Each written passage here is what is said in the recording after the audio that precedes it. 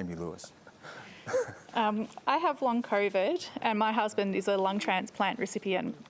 Despite the government saying that they're protecting the vulnerable and our own family strategies to avoid it, we've had COVID in our home on 3 occasions because nothing beyond vaccination is done to curb the spread.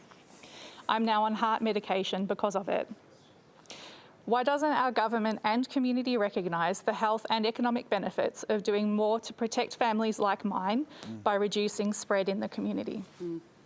So I've just, thank you for the question. I've just finished up a report with my parliamentary colleagues. It was a multi-partisan health committee and we looked at long COVID and all aspects of it, and we smashed this thing out in about 5 months, taking December into account as well. And we had over 600 submissions from individuals as well as peak organisations. And there are a set of recommendations that are now with the Health Minister. As soon as that report was handed down, the Health Minister released $50 million for research because we badly need better data on how to guide our response, basically, to long COVID.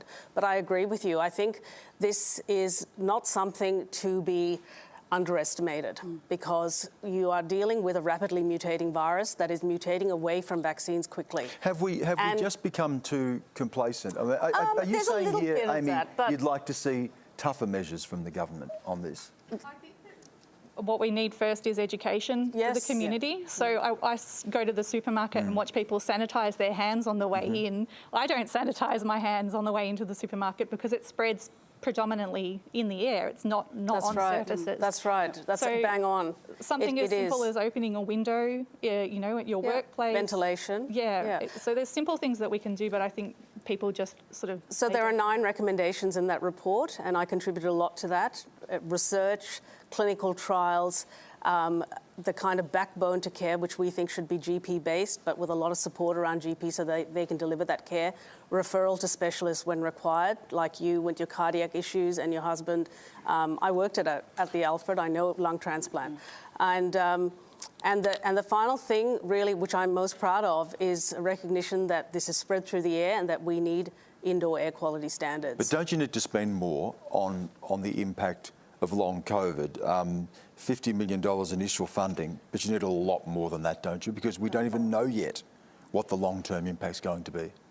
Yeah, so as I said, the recommendations are with the Health Minister and we're now waiting for his response to that. But this is a really, important piece of work, and it's going to not only help address this issue of long COVID, but it's going to keep us better prepared for the next pandemic or the next airborne threat, which may be bushfire or something else.